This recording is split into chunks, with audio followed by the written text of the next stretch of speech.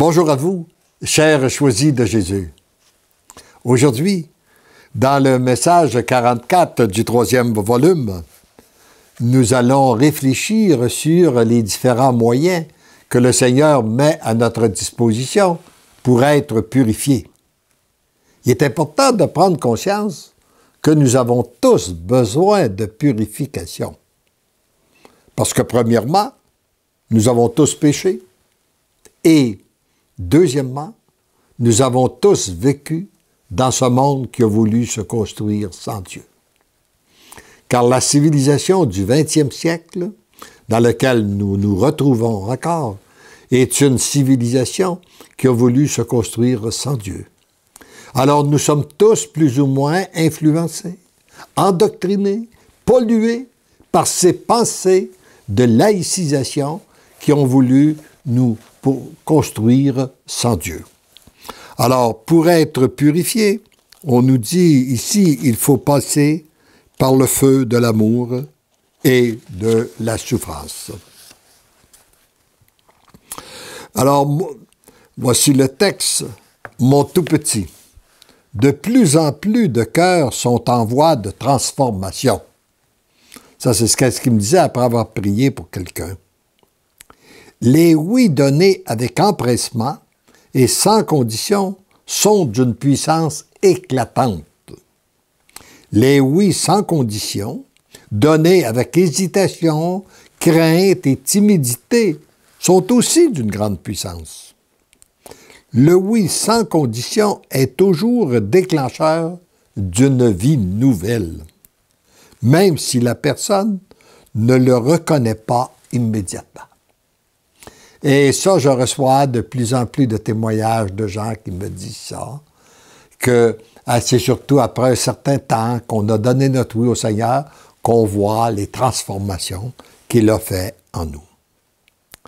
Ce sont les oui, puis là ici de G, mais pour les fins de, je vais l'appeler Georges, qui l'ont conduit à ce qu'il et qui le conduit sur le chemin de la perfection et de la sainteté.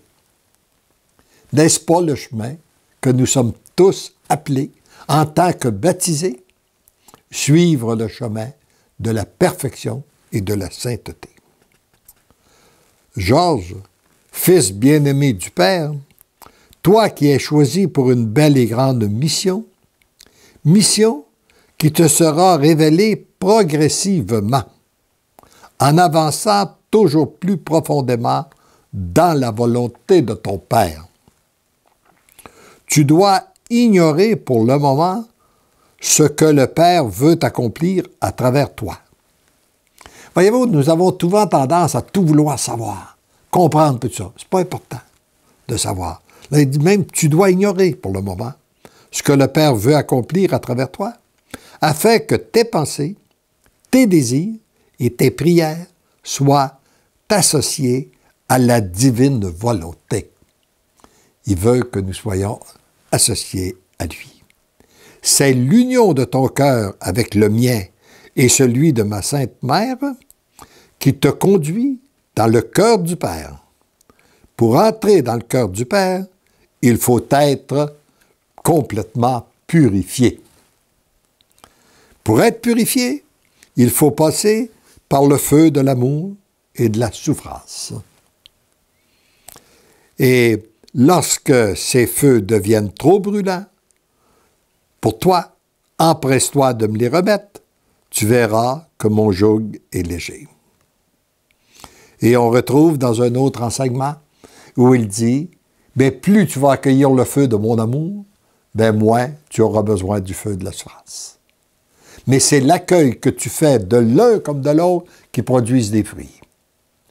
Lorsque, aussi bien accueillir une souffrance, accueillir son amour, c'est comme l'eau qui pénètre, le sol, c'est-à-dire qui accueille l'eau, qui se laisse pénétrer par l'eau, devient fécond.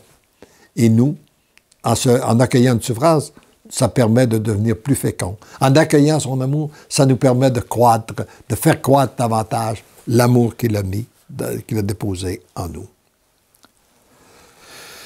Demeure fidèle à répondre aux appels que je dépose dans ton cœur, principalement à celui de t'associer avec moi pour implorer le Père de répandre son amour dans une multitude de cœurs.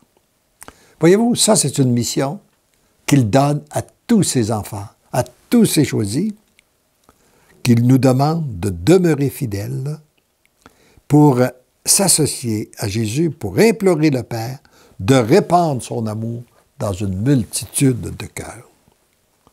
Georges, sois sans crainte, tu as trouvé grâce auprès du Père. Viens te jeter dans mes bras. À chaque fois, tu y trouveras joie, paix et bonheur. Je t'en fais la promesse. Donc, la promesse qu'il a faite à Georges, c'est la promesse qu'il fait aussi à chacun de nous. Et Jésus tient ses promesses. Et là, il veut nous dire à chacun de nous, et à chacun de vous qui m'écoutez, tu es un fils ou une fille bien-aimé du Père, et mon cœur est brûlant d'amour pour toi. Tendrement et divinement, je t'aime. Amen.